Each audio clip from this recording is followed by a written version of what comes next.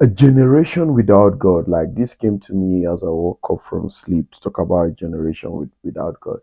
And it came to mind where scripture says, and a generation came that didn't know God. At first, I couldn't really pinpoint where it was because I can remember the whole story. That to do with all that Joshua, Moses era. And I was like, and normally sometimes when something comes to mind where I can remember the whole story and everything, but I can't really remember where in scripture, I just Google it. And yeah, boom, it came Judges 2:10, right? So when I read through to refresh my mind as to why God was talking about a generation without God. And I read it and I was like, wow, I know the story, but it hit me differently. And if you notice that there was a generation that came, and it seems like that's how this our generation. There was a generation that came after Joshua died, and all the people around that time, the elders at that point died. And the generation, they didn't have an experience with God. So they disregarded God. They went back to worship Baal and idol worship and whatever they were doing, right? And we noticed that what happened was that God, there were some cities that Joshua didn't defeat completely when they went there. And when you read along, you see that God left all those cities intentionally to see whether the generation coming will reference him or not, right? But they didn't, and he allowed all those people overtake them, right? And in their agony, still he cared for them. He raised up judges, and still they were not listening to those judges. And even when they started listening to those judges that God will bring up for them, once the judge die, they will go back to what they were doing. We see that their lives was not really going the way God has designed for them. And I see it seems like this generation, and I was thinking all churches, all denominations, not about the denomination, but there's a way that you see our parents, the older ones, worship God.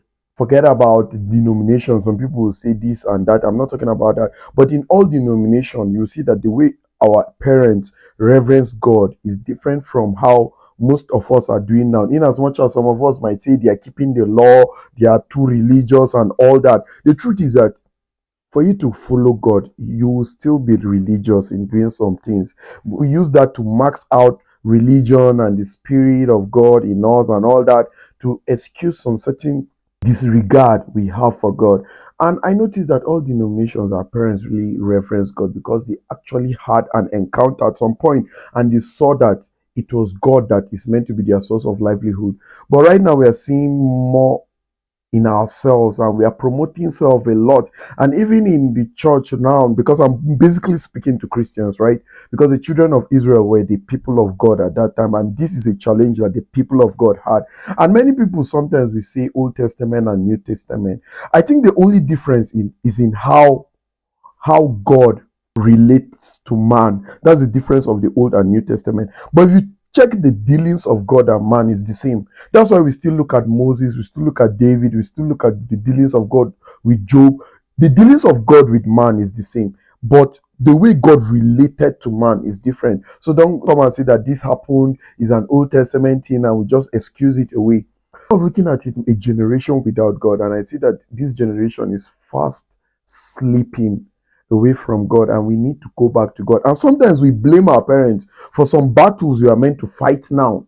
We blame our parents. Oh, I wish my dad fought this battle. The Christian generation before us, they allowed this happen. And we don't see God in the details of everything. And even they did, we don't see how us looking to God can change it. We think the way to change it is by going further away from God. And this was the message that came to me heavily. And believe me, I almost didn't want to give this message because sometimes it's like there's how sometimes if message comes to me and I'll be like, "Ah, oh, this is too heavy for me." Sometimes it's like I'm not really hearing preachers. It's not really a common message. Sometimes I want to talk about something that is more common, and when I don't talk about it, I feel restless. And most times when I feel restless within my spirit, I that's one of the things that confirms to me that this is actually something you're meant to talk about. And once I talk about it, I have more peace. That's my message for today. Thank you and have a nice day. Peace.